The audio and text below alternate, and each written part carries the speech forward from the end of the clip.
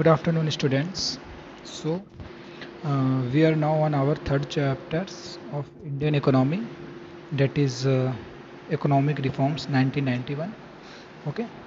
So, what do you mean by reforms?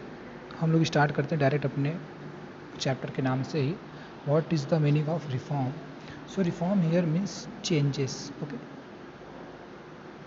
Reform means changes कि economic में क्या क्या चेंजेस आए हैं सिंस 1991. ओके 1991 के बाद से क्या क्या चेंजेस आए हैं मैं आपको पहले इंट्रोडक्शन दे देता हूँ कि इस चैप्टर से रिलेटेड जो जो चीज़ें हमको आगे समझनी होगी वो क्या है कि प्राइवेटाइजेशन 1991 में क्या हुआ था. हमने अडॉप्ट किया था NEP. क्या अडॉप्ट किया था? NEP. N for new, E for economic और P फॉर पॉलिसी.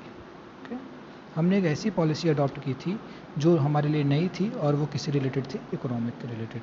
ओके और उसमें थी क्या क्या चीज़ें? That is called LPG. Hope आया आप लोग पहले इस नाम को सुने होंगे. L फॉर लिबरलाइजेशन,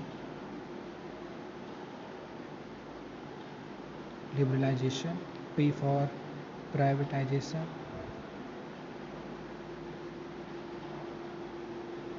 ठीक है, G फॉर ग्लोबलाइजेशन.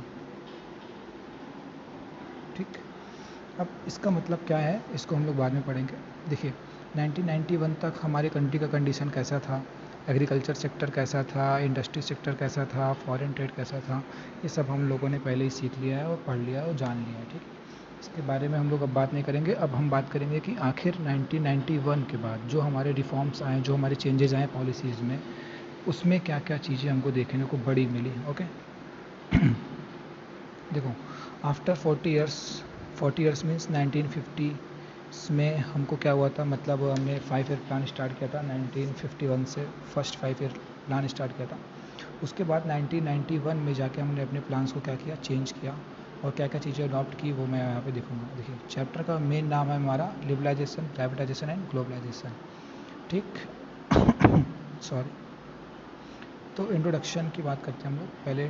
देखिए यहाँ पे लिखा है चैप्टर में कि बैकग्राउंड मीन्स देखिए 1980s में हमारे पास बहुत क्राइसिस आ गए थे. ठीक है काफ़ी वर्ल्ड वॉर वगैरह हुआ जिनके वजह से हमारे कंट्रीज़ में बहुत ज़्यादा प्रॉब्लम्स आ रहे थे. ठीक वर्ल्ड वॉर के वजह से और कितने सारे युद्ध हुए कंट्री टू कंट्री के वजह से, जिसके वजह से हमारी कंट्री को बहुत ज़्यादा डेफिसिट हुआ, हमारा GDP लॉस हुआ. GDP लॉस होने की वजह से नेशनल इनकम पे इफेक्ट पड़ता था, जिसके वजह से पर कैपिटा इनकम हमारी क्या होती थी, डिक्रीज़ होती थी. एग्रीकल्चर सेक्टर में बहुत ज़्यादा प्रोडक्शन नहीं हुआ करता था. हाँ एग्रीकल्चर सेक्टर हमारा प्रोड्यूस ज़्यादा मैक्सिमम प्रोडक्शन नहीं कर पाता था. और क्या कहते हैं इंडस्ट्रीज़ में हमारे क्या होते थे, इंडस्ट्रीज़ जो क्या कहते हैं ज़्यादा से ज़्यादा प्रोड्यूस नहीं कर पाती थी गुड्स एंड सर्विसेज को. ठीक है तो डेट इज़ वाई. और ये एक प्रॉब्लम ये भी बहुत बड़ी थी कि हमको जो भी कुछ मशीन्स वगैरह अडॉप्ट करने होते थे, मतलब यूज़ करने होते थे, वो हमारी कंट्री में अवेलेबल नहीं होती थी. तो हमको फॉरेन कंट्रीज़ पे भी डिपेंड रहना पड़ता था. पहले के अपेक्षा कम डिपेंड रहना पड़ता था, but even though we were depend on our import. Okay import पे हमारी कंट्री तब भी डिपेंड रहती थी.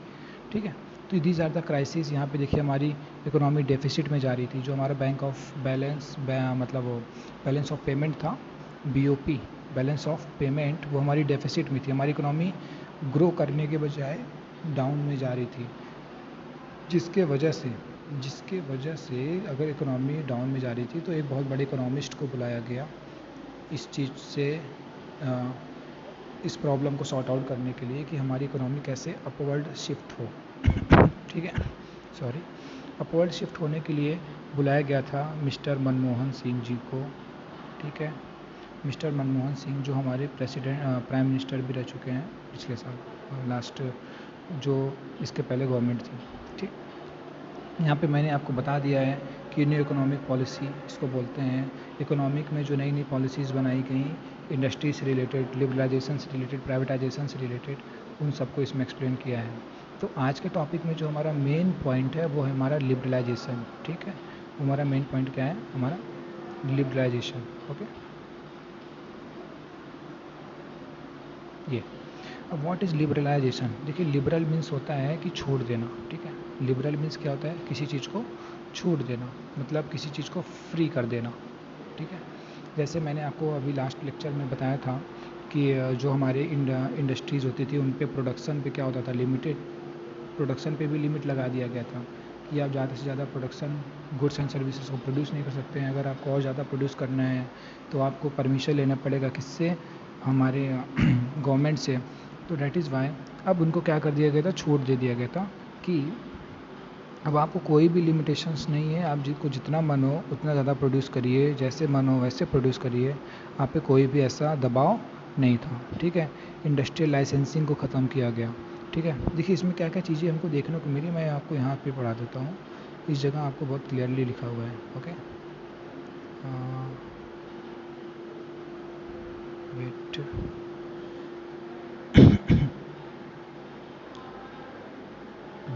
लिबरलाइजेशन के अंदर क्या क्या चीज़ें आई, किन किन चीज़ों से हम लोग बात करेंगे। पहले इंडस्ट्रीज से रिलेटेड बात कर लेते हैं हम लोग, ठीक।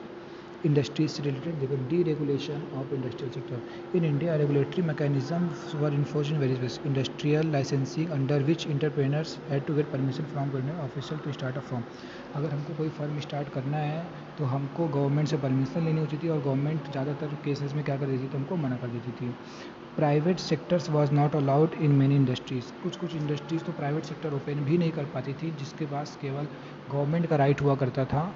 ये पहले की बात बता रहा हूँ, 1991 के पहले की बात बता रहा हूँ। फिर इन सारी चीज़ों को हटा के क्या क्या लाया गया वो बात करेंगे हम लोग, ठीक है। और क्या है यहाँ पे, small in some goods could be produced in small scale industries and controls price fixation. जो भी गुड्स वगैरह के प्राइसेस होते थे वो प्राइवेट ओनर्स ऐसे नहीं फिक्स कर लेते थे, वो फिक्स करते थे किसके बिहाफ पे, गवर्नमेंट के बिहाफ पे। किसी चीज़ का प्राइस बहुत ज़्यादा हाई नहीं हो सकता था, उसके लिए गवर्नमेंट का परमिशन लेना होता था, ठीक है। तो ये सारी प्रॉब्लम थी पहले, ठीक है। अब फाइनेंशियल सेक्टर्स में क्या क्या प्रॉब्लम हुई। फाइनेंशियल सेक्टर मीन्स लाइक आपको आरबीआई को, बैंकिंग सेक्टर्स को, क्या स्टॉक एक्सचेंज को क्या प्रॉब्लम हुई वो देख लेते हैं। उनको भी लिबरल छोड़ दिया गया। जैसे बैंक बहुत ज़्यादा लोन किसी को नहीं दे सकती थी, ऐसा मतलब उनको रिस्ट्रिक्शंस थे। देखिए लिबरलाइजेशन का मतलब होता है फ्री कर देना, जो रिस्ट्रिक्शंस थे उनसे क्या कर दिया गया, उनको फ्री कर दिया गया।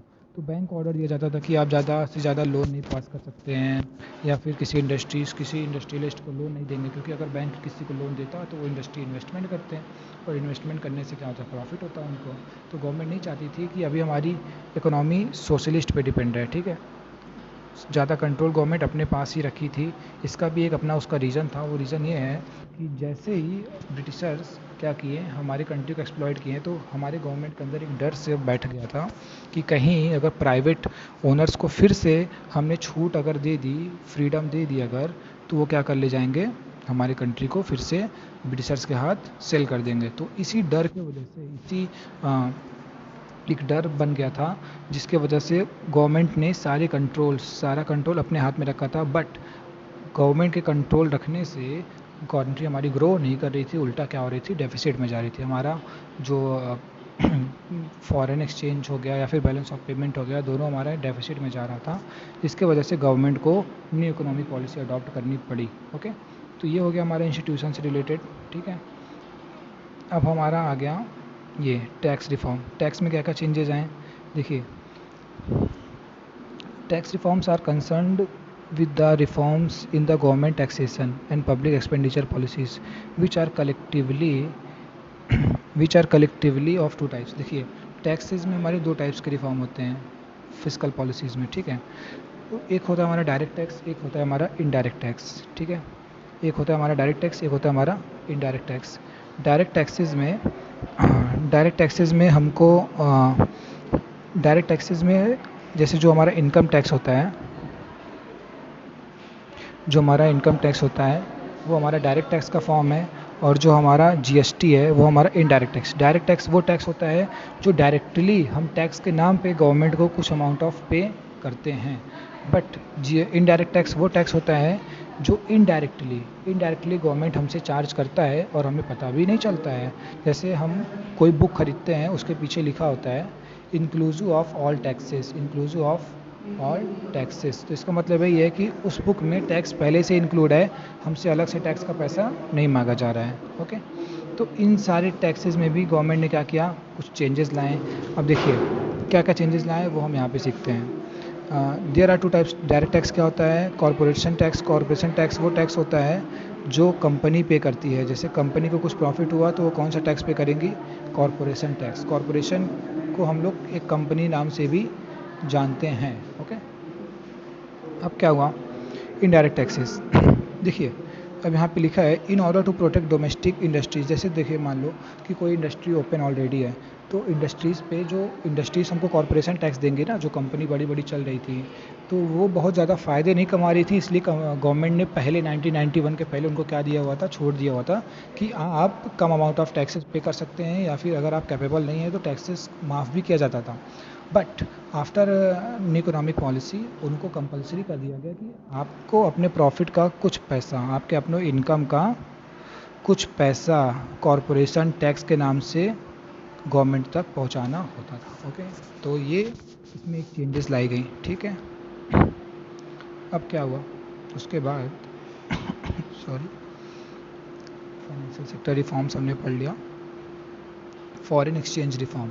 अब फॉरेन एक्सचेंज रिफॉर्म क्या हुआ, देखिए फॉरेन से जो भी हमारे पास फॉरेन एक्सचेंज रिफॉर्म्स में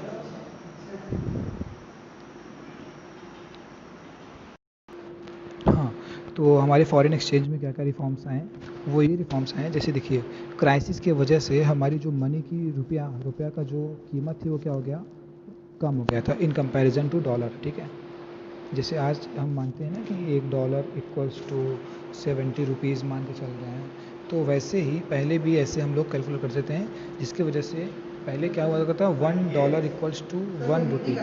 बट $1 के कंपैरिजन में हमारी करेंसी की वैल्यू और ज़्यादा डिक्रीज होती चली जा रही थी। ठीक है, तो इसको ध्यान में रखते हुए हमारा फॉरेन एक्सचेंज में भी कुछ रिफॉर्म्स लाए गए। ओके, तो it also set to tone a free to determination to rupee value in the foreign exchange. तो मनी को भी फ्री कर दिया गया कि आप कितने भी सप्लाई कर दीजिए। तो देखिए हमारे जो रुपया का वैल्यू है वो सीधा सीधा डिपेंड करता है डिमांड और सप्लाई पे। ठीक है, पूरी इकोनॉमिक्स हमारी डिपेंड करती है डिमांड एंड सप्लाई पे। जैसे डिमांड वैसे सप्लाई, और उस हिसाब से रुपया का हो या फिर किसी गुड्स का प्राइस हो वो सब डिसाइड किया जाता है। तो जो फॉरेन एक्सचेंज रिफॉर्म्स में लाया गया कि रुपीज़ को भी थोड़ा फ्रीडम दी गई, फॉरेन आरबीआई को भी थोड़ा फ्रीडम दिया गया कि आप अपने अकॉर्डिंग जितनी सप्लाई चाहें कंट्री में मनी का कर सकते हैं, to control the inflation rate. To control the inflation means महंगाई को कंट्रोल करने के लिए, क्राइसिस को कंट्रोल करने के लिए आपको भी एक फ्रीडम दी जाती है। अगला है हमारा trade and investment policy reform. अब ट्रेड से related, trade means foreign trade की बात हो रही है यहाँ पे, तो और अदर कंट्रीज़ जो हमारे कंट्री में आके इन्वेस्टमेंट करते हैं उसकी भी बात हो रही है।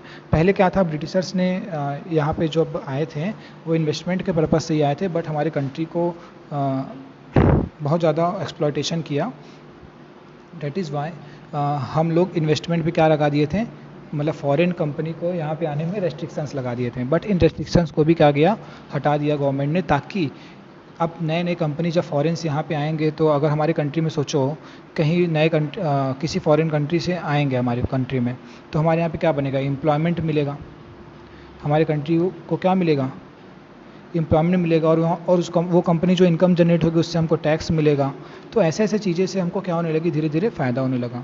अब ट्रेड में क्या चेंजेस लाएगा, ट्रेड में देखो हमारी कंट्री जब से इंपोर्ट लाइसेंसिंग लगा दी थी। इंपोर्ट लाइसेंसिंग मतलब अगर आपको इंपोर्ट लाना है तो आपके पास एक लाइसेंस होने की ज़रूरत होनी चाहिए। ठीक है, आपके पास एक प्रॉपर लाइसेंस होना चाहिए, तभी आप इंपोर्ट मतलब इंपोर्ट कर सकते हैं अपने कंट्री में, अदरवाइज़ नहीं कर सकते थे। कुछ गुड्स को एक्सपोर्ट करना नहीं अलाउ था, तो ये सारी चीज़ें को भी फ्रीडम दी गई कि ताकि आप कोई भी गुड्स क्या कर सकते हैं, इंपोर्ट कर सकते हैं, आप कुछ भी एक्सपोर्ट कर सकते हैं। जो भी इंडस्ट्रियल इंपोर्ट लाइसेंसिंग था उसको क्या कर दिया गया, रिमूव कर दिया गया।